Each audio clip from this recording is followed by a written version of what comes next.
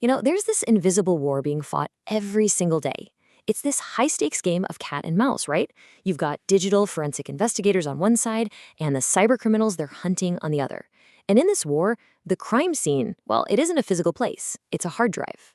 The clues? They're buried in strings of code. So let's dive into this world, the world of the digital crime scene. Okay, so to really get our heads around this challenge, we've got to talk about the sheer scale of the problem. I mean, this isn't some petty theft we're talking about. It's a global issue that's just exploded so fast that, honestly, the legal system has been playing catch-up for decades. And to put it all into perspective for you, let me ask you a question. Seriously, just take a second and think about that. We're talking about all the money from the entire global trade in heroin, cocaine, and marijuana combined. What on earth could possibly be worth more than all of that? Well, the answer, it's kind of hiding in plain sight on the very networks you and I use every single day. $388 billion. That's the number. So where does it come from? Well, according to a Norton report that was cited by the UK House of Commons, that's the estimated annual cost of cybercrime. And remember that illegal drug trade number, 288 billion? Yeah, this completely blows it out of the water. This isn't just some minor annoyance, folks. It's a massive, parallel economy that's running in the shadows. And because this massive criminal economy just popped up so quickly, the law has been struggling to keep up. I mean, for years, prosecutors were basically forced to use these old world laws, think theft and fraud laws from the 1960s, and try to make them fit digital crimes. It was like trying to fit a square peg in a round hole. The first big step forward was the Computer Misuse Act back in 1990. But even then, technology just evolved so incredibly fast that by the mid-2000s, they needed a whole new set of laws just to deal with modern e-crime. So, who are the people on the front lines of this fight? Well, they're the digital detectives. And their job is to follow these tiny, faint digital breadcrumbs, piecing together entire cases from little fragments of data. But here's the thing. Their work is governed by an incredibly strict set of rules. Okay, we all kind of get physical evidence, right? A gun, a bloody glove. You can see it, you can touch it, you can hold it up in front of a jury. Simple.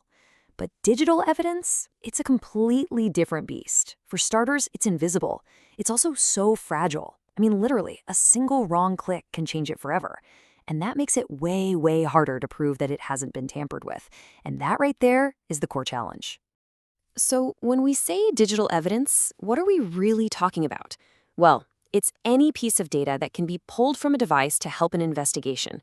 We're talking emails, browser history, log files, you name it. But here's the catch. Just finding the data, that's not nearly enough. And here's the crucial part. For any of that digital stuff to actually become evidence in court, it has to pass this really tough 5-part test. It has to be admissible, meaning the court will even look at it. It has to be authentic, real, not faked. It's got to be complete, so you're not just seeing a tiny out-of-context piece. It has to be reliable, meaning you can trust the process that found it. And finally, it has to be believable. If it fails on even one of those points, it's not evidence anymore. It's just data. So how do investigators make sure their evidence can jump through all those hoops? Well, in the UK, they live by a super strict code, the ACPO principles. Think of it as their rule book. The number one rule, don't change the original data. Period. If you absolutely have to touch it, you need to be an expert and be able to explain every single move you make. You also have to keep a meticulous audit trail, logging everything. And ultimately, it's the lead investigator's neck on the line to make sure everyone follows these rules to the letter. But of course, this is not a one-sided fight. Not at all. It's more like a constant arms race. For every single technique the investigators come up with, you can bet the criminals are developing a countermove. And this brings us to the shadowy world of anti-forensics. So what is anti-forensics? Well, at its core, it's pretty much exactly what it sounds like. It's the art of making a digital investigation impossible. It's a whole collection of tricks and techniques used for one reason and one reason only: to hide, change, or just completely obliterate digital evidence, making the investigator's job a total nightmare. And the level of sophistication we're talking about here is just staggering. This isn't just about hitting the delete key. Oh no. Criminals are using military-grade wiping software to make data completely unrecoverable. They're using something called steganography, which is like hiding a secret message inside a totally innocent-looking picture or a song file. They encrypt their data so it's just scrambled garbage without a key. And some even use nasty software called rootkits that are designed to hide themselves and can actually fight back against the forensic tools trying to find them. So what's the ultimate goal of all these tools? It's to break what investigators call the chain of evidence. See, an investigation has stages. You have to collect the evidence, preserve it perfectly, and then identify what it means. The criminal's goal is to throw a wrench in the works at any of those stages. If they succeed, the whole case, it can just fall apart. So you have this constant back and forth, this technological arms race, and it puts the entire system under a huge amount of strain. But the problem isn't just about the technology. Nope. There are deep systemic cracks in the armor, and you better believe criminals can and absolutely do exploit them. I mean, just look at the cautionary tale of a guy named Gene Morrison. For years, this man was a trusted forensic expert. He testified in over 700 police cases. Sounds impressive, right? The problem? His qualifications, his PhD, his BSc, they were totally bogus. He literally bought them from a fake university that existed only on the internet. His scam, which went on for years, exposed this terrifying weakness in the whole system. How do you know if an expert is actually an expert? And the really scary part is that the Gene Morrison case wasn't just some random fluke.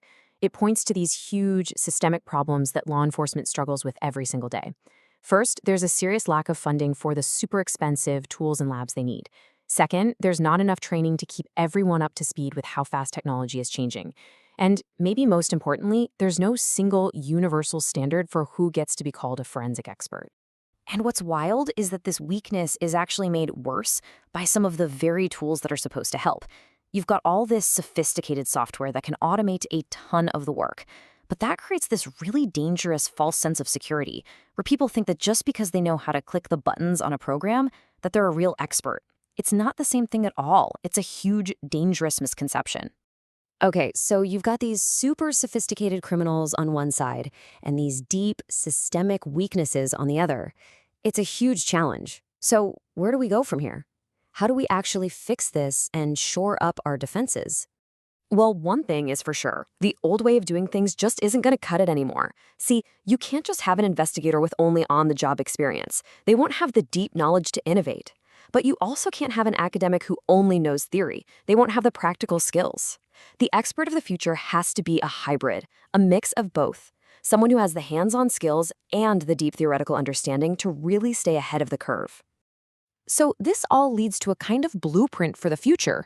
Step 1, partnership. You need the government, universities, and private companies to all start working together, sharing what they know. Step 2, accreditation. They need to team up to create a real, credible, universal standard for experts. That way, another Gene Morrison situation can't happen. And finally, step 3, research. We need to set up dedicated, multidisciplinary research centers with one mission: to invent the new techniques that will keep us one step ahead of the bad guys. And so, in the end, all of this leaves us with one final, really big question.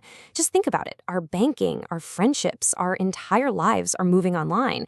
In this new digital world, how do we make sure that justice can actually keep up with the code? The race is on, and honestly, the stakes could not be higher.